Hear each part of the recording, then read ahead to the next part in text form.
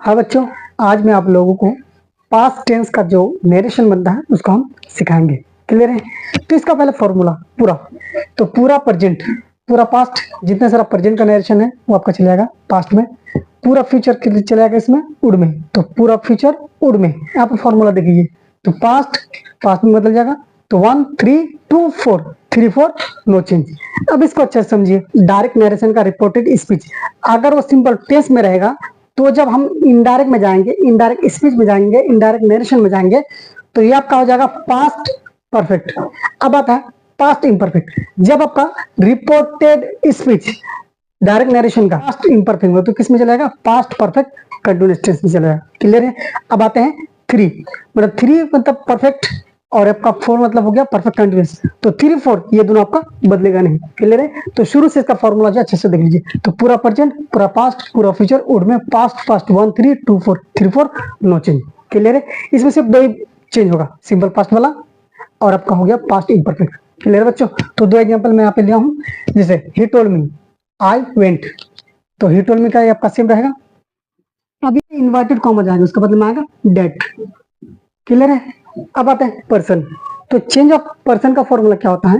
1 2 3 yes when.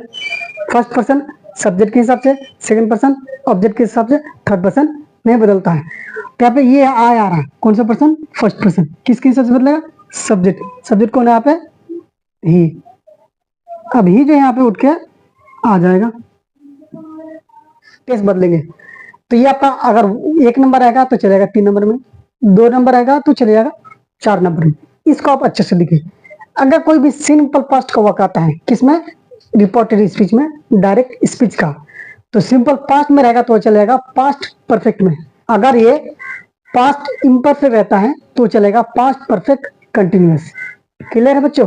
तो अब ये था मेरा सिंपल पास्ट। तो सिंपल पास्ट का जो वर्क है ये चलेगा किसमें? सिंपल पास्ट है। अब किस में बदलेगा? ये आपका हो गया पास्ट परफेक्ट। पास्ट परफेक्ट का जो फॉर्मूला होता है हेड प्लस वर्ब 3, तो हो जाएगा ही हैड। अब ये जो आपका वर्ब है इसका तीसरा नंबर फॉर्म गन। तो अब इसका डायरेक्ट नरेशन क्या है? He told me I went. अब इसका बन गया he told me that he had gun. Clear बच्चों? ध्यान से देखिए।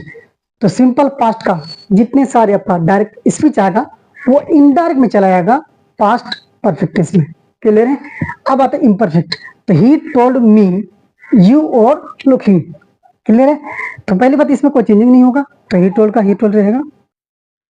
ये जो इन्वर्टेड कॉमा जाएगा क्या आएगा? डेट। चला गया। तो आपका कंजक्शन आ गया। अब होता है परसेंटेज। परसेंटेज का फॉर्मूला वही 1 2 3 एस ओ एन। तो सेकंड पर्सन है, सेकंड पर्सन किसके हिसाब से? ऑब्जेक्ट। ऑब्जेक्ट यहाँ पे कौन है? मी। तो ये मी उठ के यहाँ पे आ जाता है। क्लियर है? लेकिन ये जो जगह है किसका? सब्जेक्ट का, जिस कारण इसका फॉर्म गलत होता है। अब इसका फॉर्म कौन सा लगेगा? सब्जेक्ट वाला। ये सब्जेक्ट हो गया, मी का सब्जेक्ट फॉर्म हो गया आई। क्लियर है?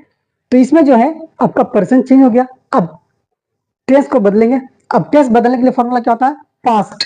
पास्ट इम्परफेक्ट बदल जाएगा पास्ट परफेक्ट कंटिन्यूअस। मतलब ये आपका जो had plus been plus verb 4 उसमें आपका चले आएगा।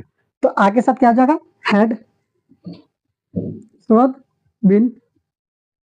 अब यहाँ पे लुकिंग जो है वो सेम रहेगा।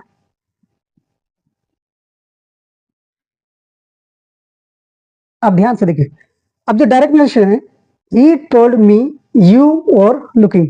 अब इसका बन गया he told me that I had been looking.